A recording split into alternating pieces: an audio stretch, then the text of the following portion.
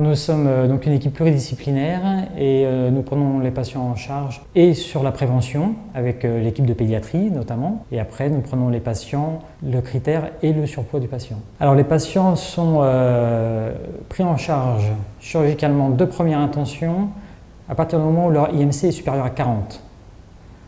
Ensuite, on peut aussi opérer des gens qui ont un IMC entre 35 et 40 si cette obésité est déjà accompagnée de complications liées à l'obésité, dont on sait qu'elles vont être améliorées par la perte de poids.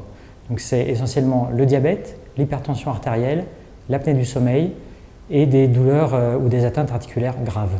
Donc nous proposons actuellement en routine 3 types d'interventions chirurgicales: les mises en place d'anneaux gastriques, les gastrectomies verticales calibrées, qui est une intervention qui consiste à enlever une partie de l'estomac, et la troisième intervention est le bypass, qui est une intervention qui consiste à couper en deux l'estomac et à créer une dérivation avec l'intestin grêle pour limiter l'absorption des aliments.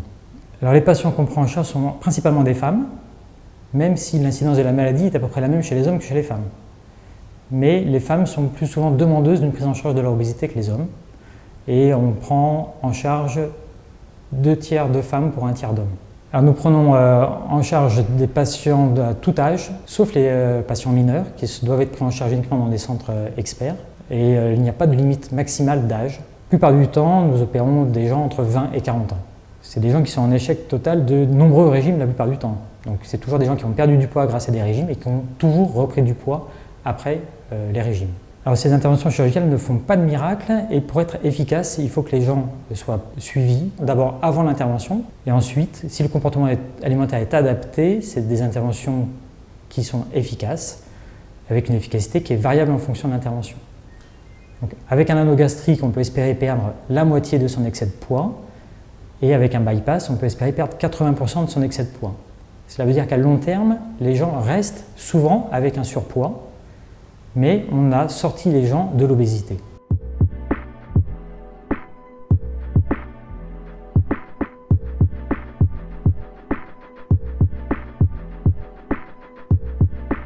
Il y a les facteurs génétiques, mais qui ne sont pas les plus majeurs, donc on ne naît pas obèse. On a plus de risques d'être obèse si on a des parents obèses, mais il n'y a pas que la génétique qui rentre en compte, puisqu'il y a beaucoup de facteurs environnementaux. Souvent, on mange comme nos parents nous ont appris à manger, donc il y a parfois une obésité familiale juste par habitude alimentaire et pas forcément par génétique. La difficulté, c'est de trouver le temps pour mettre en place l'activité physique et le temps de cuisiner, car pour avoir une alimentation équilibrée, il faut quand même avoir un peu de temps pour s'occuper de soi. Un des facteurs majeurs qu'on rencontre chez nos patients obèses, c'est qu'ils n'ont plus les sentiments de faim et de satiété. Et ça, on sait qu'un enfant, si on l'éduque bien, on perçoit ces sensations, mais il y a beaucoup d'enfants qui ont été élevés dans la culture où il fallait finir son assiette, se forcer à manger. Et on dit très bien qu'il ne faut pas forcer un enfant à manger. Alors, il faut le forcer à goûter de tout. C'est sûr que si un enfant dit j'ai pas faim pour les haricots verts, mais j'ai très faim pour des profiteroles au chocolat, donc là, c'est plus de l'envie que de la faim. Mais si un enfant dit j'ai plus faim, je veux pas de dessert, ou je veux pas de fromage parce que vraiment j'ai plus faim, il faut respecter ces sensations de satiété. Et parfois, il y a beaucoup pas parfois, très souvent, les patients obèses nous disent finalement je mange parce que c'est l'heure de manger, j'ai pas forcément les sensations de faim, donc on travaille beaucoup sur ces sensations de faim, de satiété, respecter tous ces signaux internes. En général, ils sont conscients qu'ils ont un problème lié à leur obésité. Il y en a qui viennent pour prévenir justement des problèmes parce qu'ils savent que ça peut entraîner des problèmes de la santé à la suite. Il y a d'autres qui ont déjà eu des soucis de santé liés à leur obésité et qui réagissent à cela. Alors on a un parcours préopératoire très bien défini qu'on adapte bien évidemment à chaque patient, qui n'est pas strict dans l'absolu.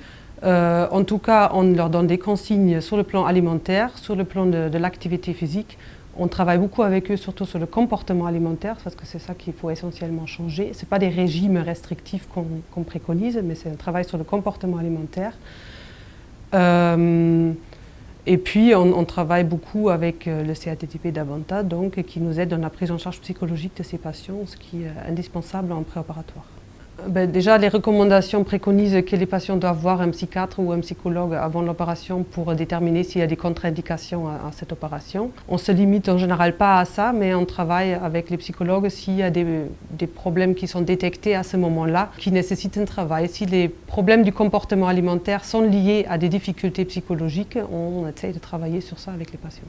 Je l'accompagne dès le préopératoire et puis pendant, normalement, toute sa vie. Parce qu'il faut un suivi à vie après ce genre de chirurgie. Donc, sauf si le patient déménage, bien sûr, ou qu'on le perde de vue, qu'on essaye d'éviter. Normalement, je le suis pendant des années et des années.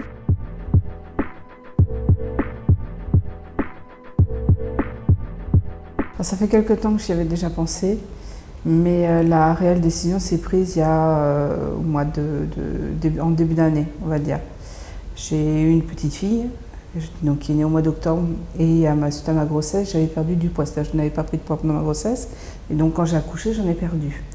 Donc j'ai pensé, on va dire, rester sur cette continuité de perte de poids, ou au moins stagner, et au lieu que ça se passe comme ça, j'ai repris le poids que j'avais perdu en fin de compte pendant ma grossesse. Donc ça m'a vraiment décidé, et donc j'ai entrepris les démarches pour faire un bypass. Vendredi, à ma visite, je faisais 105 kg. Je me suis fixé un objectif, après on verra comment ça se passe avec les médecins. J'espère perdre au moins 50 kg. Rien n'est interdit, le tout est de faire tout avec modération. Je parle au niveau alimentation, hein. Rien n'est interdit, il faut savoir se faire plaisir sans excès, voilà, sans exagérer. Sinon après, non, il n'y a pas d'interdit particulier. Au niveau médicamenteux, après tout ce qui est anti-inflammatoire qui sont à proscrire, au moins à prévenir si on devait en prendre. Mais c'est tout. Au niveau alimentaire, il n'y a rien de proscrit.